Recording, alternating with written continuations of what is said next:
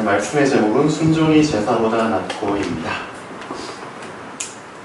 방금 찬송가 우리 몇 장을 하나 더 불렀나요? 529장 500, 29장 539장이죠? 맞나요? 529장 529장인가요? 제목이 뭐였죠? 너 예수께나.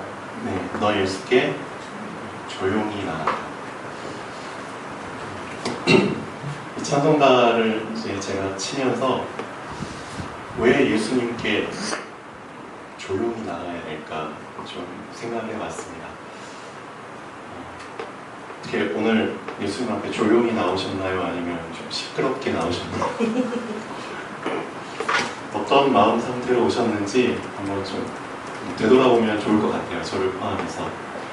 정말 몸도 마음도 생각도 시끄러운 상태에서 예수님 앞에 오셨는지, 아니면 정말 조용히 겸비한 상태에서 하나님이 아무리 작은 세밀한 목소리로 얘기하시더라도 그것을 내가 캐치할 수 있을 만큼 그런 조용한 준비를 한 상태에서 왔는지, 그게 참 중요할 것 같습니다. 우리가 정말 예수님의 말씀을 하나라도 놓치지 말고 붙잡아야겠다, 그런 중심으로 왔다면 예수님의 말씀이 크든 작든 상관없겠죠. 맞죠? 그런 거 있잖아요. 그 회사에서 그 업무를 보는데, 그 드라마 같은 데 보면은 한쪽 손으로는 이 핸드폰 잡고 한쪽 손으로는 이 핸드폰 잡고, 또 여기 앞에 있는 전화기, 유선 전화기는 이제 스피커폰으로 해놓고 막 여러 사람들하고 동시에 막 거래하면서 근무하는 그런 모습을 보잖아요. 근데 우리 하나님은 그런 걸 절대 용납하지 않으십니다. 귀는 두 개지만 한쪽 귀로는 하나님의 말씀을, 다른 쪽 귀로는 사람의 말, 무당의 말, 점장이의 말, 세상의 말 같이 듣는 것 절대 용납하지 않으십니다. 맞죠? 하나님은 온전히 하나님의 말씀만 듣기를 원하시죠. 그런 마음의 준비를 하고 조용히 예수님께 나온 자를 원하시는 것 같습니다. 그래서 여기 오시기 전에 내 마음의 상태가, 생각의 상태가 어땠든지 그거는 이미 지나간 일이고요. 지금 이 시간 진짜 조용한 상태요. 아무리 세미한 음성이라도 놓치지 않고 캐치할 수 있을 만한 그런 준비를 하고 들으시면 참 좋을 것 같아요. 엘리야라는 선지자가 있었습니다. 엘리야, 아주 유명한 선지자죠. 하나님을 믿는 자녀라면 엘리야라는 선지자는 다 알고 있는 유명한 사람입니다. 뭘로 유명하죠? 대판 싸웠죠. 누구랑 대판 싸웠나요? 바알 선지자. 예, 그 귀신을 섬기는, 우상을 섬기는 선지자, 그 한 명도 아니고 두 명도 아니고 10명도 아니고 100명도 아니고 바알 신을 섬기는 선지자, 아세라 신을 섬기는 선지자 합쳐가지고 850명과 1대 850으로 싸운 선지자입니다. 이런 일은 전에도 없었죠. 선지자들 중에 이렇게 대판 싸워가지고 이긴 선지자가 없었습니다. 그만큼 엘리야 선지자 앞에는 능력이라는 이름이 붙죠. 능력의 선지자다. 공개적으로 이 850명과 싸워가지고 이겨가지고 이 거짓 선지자들을 몰살한 사람입니다. 다 죽인 사람입니다.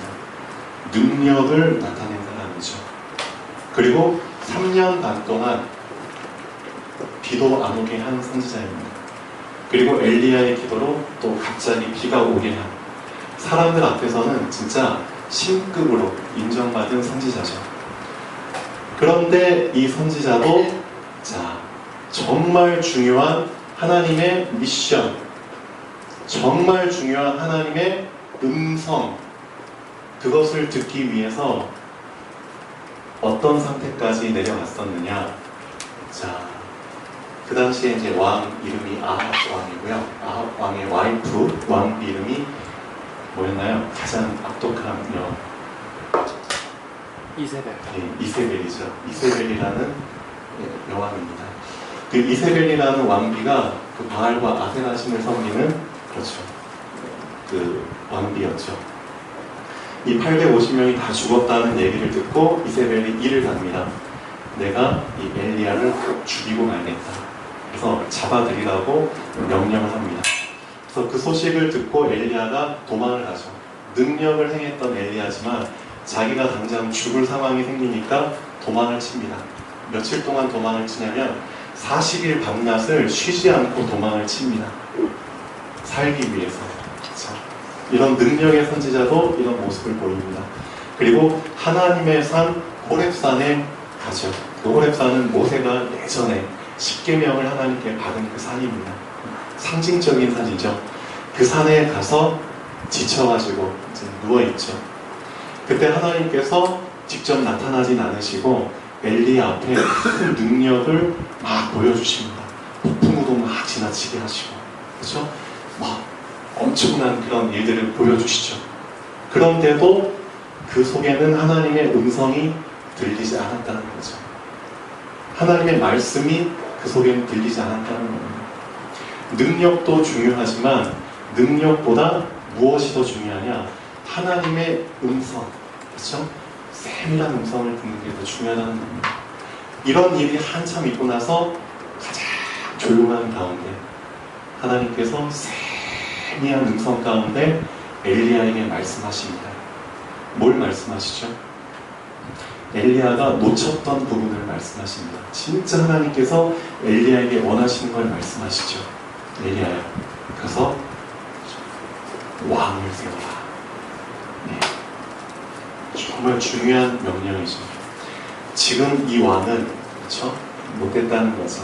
하나님 보시기엔 너무나 악하고 하나님의 뜻을 청종하지 않고 순종하지 않으니까 다른 왕을 세워라.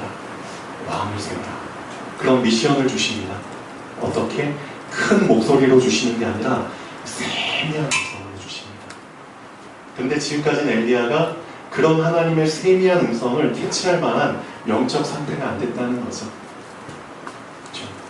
많은 하나님의 자녀들이 이런 능력을 행하고 과시하고 드러내고 그런 부분들에 많이 치우쳐서 신앙생활을 하는 사람들이 많이 있습니다. 자, 그 다음에 더 중요한 미션을 주시죠. 너의 후계자를 세워라. 엘리사를 너의 후계자로, 그렇죠? 찾아서 안수하고 기름 붓고 세워라. 그런 중요한 명령을 주십니다.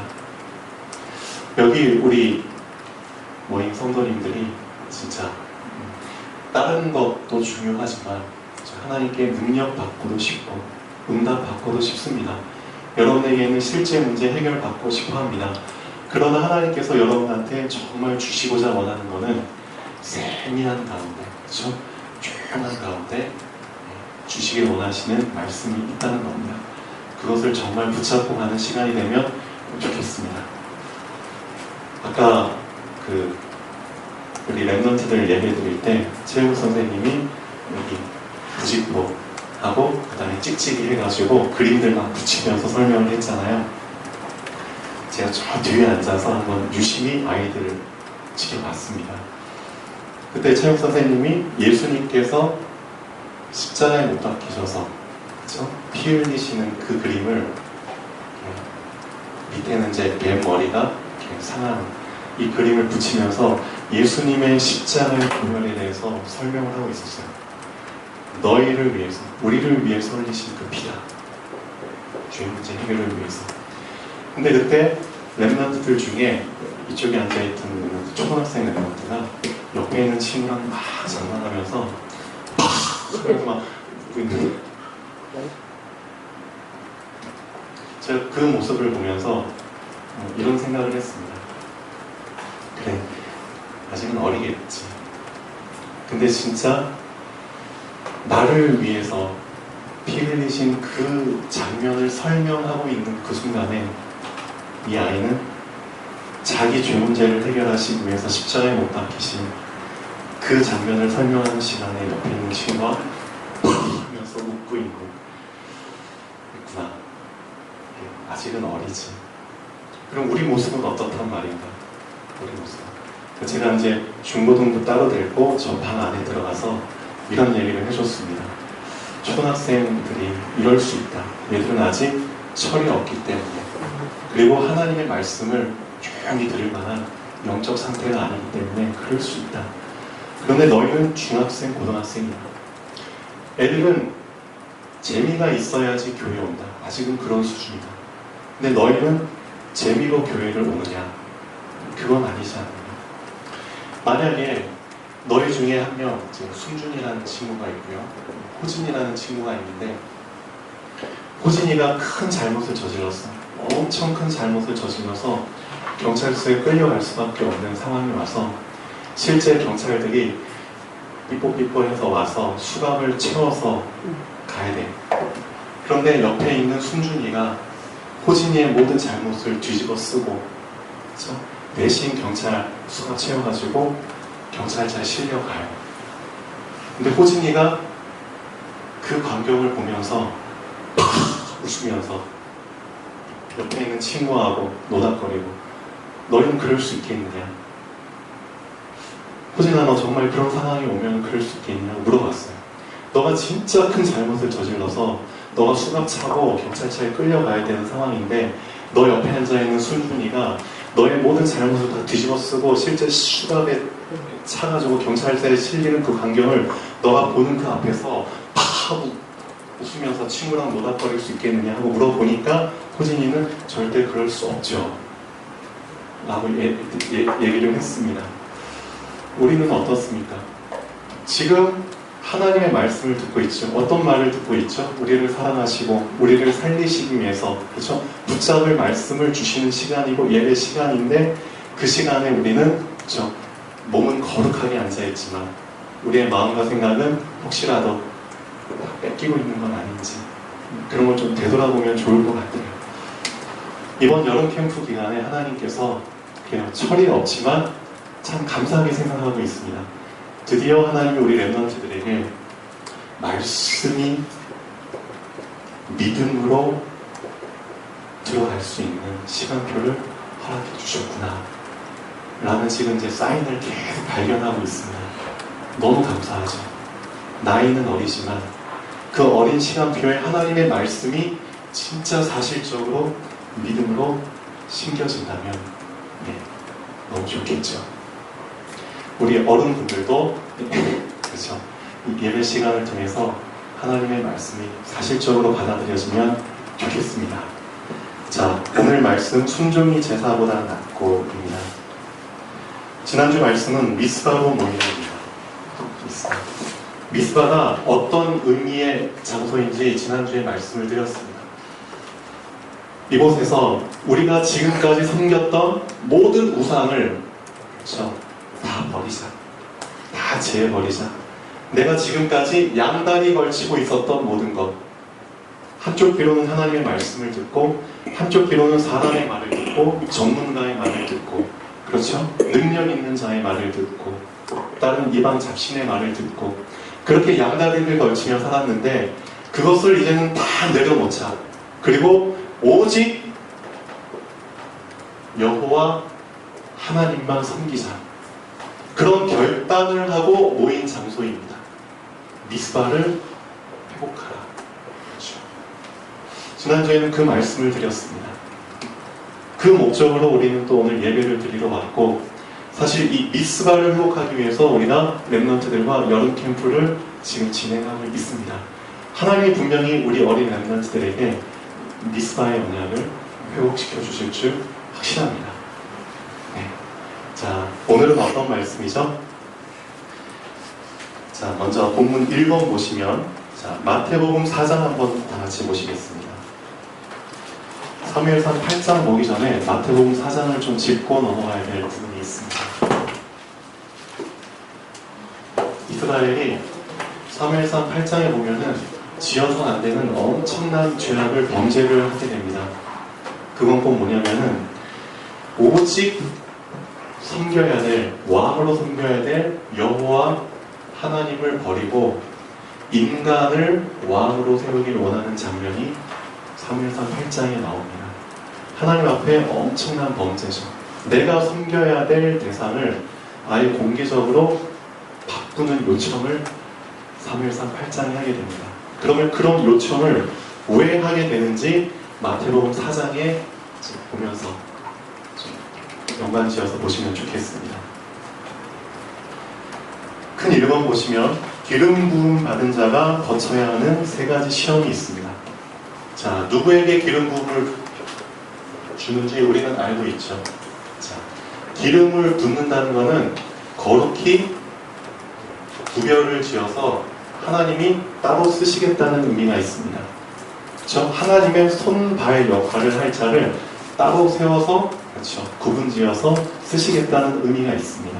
기름 부음 받은 자. 3종류의 직분을 가진 사람에게 그렇죠? 기름 부음을 하죠. 첫 번째, 왕에게 기름을 붓습니다. 두 번째, 제사장에게 기름을 붓습니다. 세 번째, 선지자에게 기름을 붓습니다. 이 3종류의 직분을 가진 사람에게 기름을 붓죠. 근데 예수님께서도 이 땅에 오셔서 3가지 일을 하셔야 되기 때문에 그렇죠? 기름 부음을 받게 됩니다. 세례를 받게 되죠. 세례 요한을 통해서.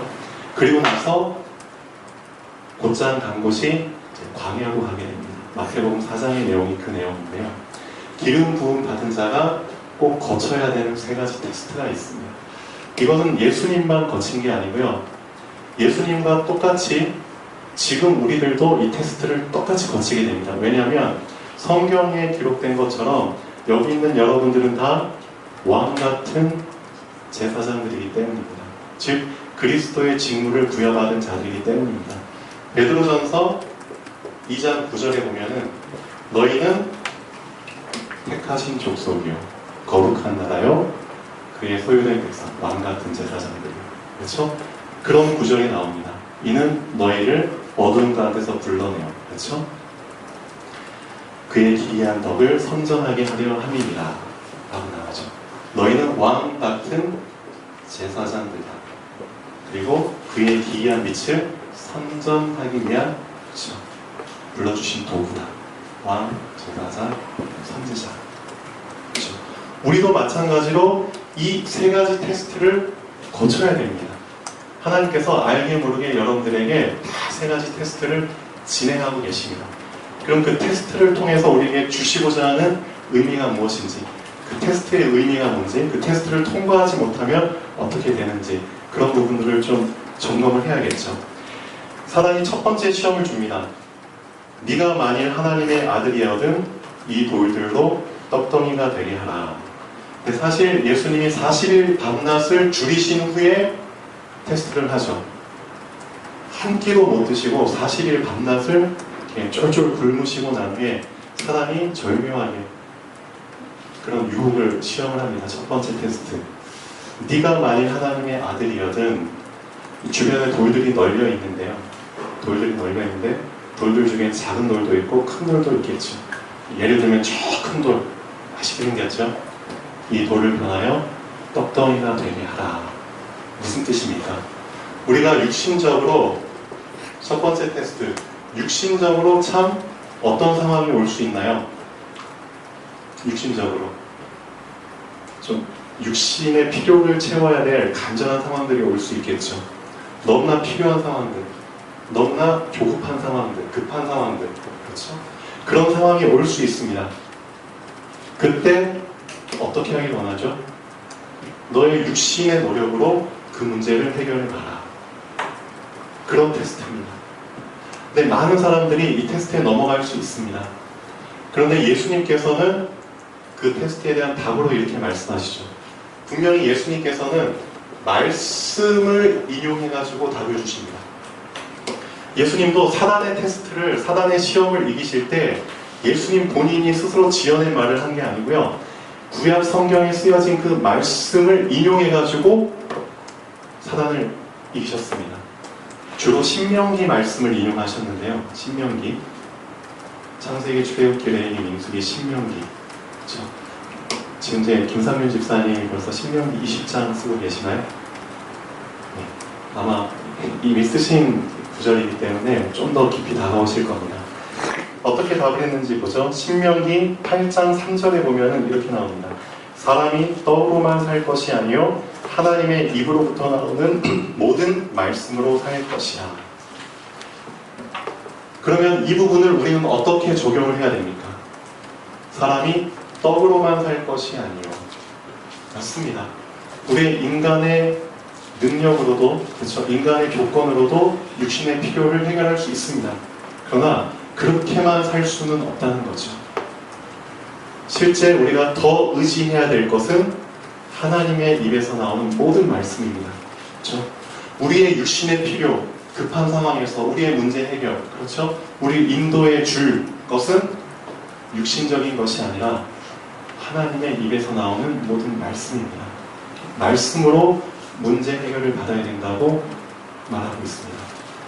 이게 첫 번째 테스트인데, 자, 오늘 본문 말씀에 보면은 이스라엘 백성들은 이 테스트를 넘지를 못하게 됩니다. 두 번째, 어떤 테스트라고 있죠? 네가 만일 하나님의 아들이거든 뛰어내리라. 왜 뛰어내리라 했느냐? 기록되었을 때 시편 91편 11절에서 12절까지 보면 이런 말씀이 나오죠. 그가 너를 위하여 그의 사자들을 명하시리니 그들이 손으로 너를 받들어 발이 돌에 부딪히지 않게 하리로다. 그렇죠?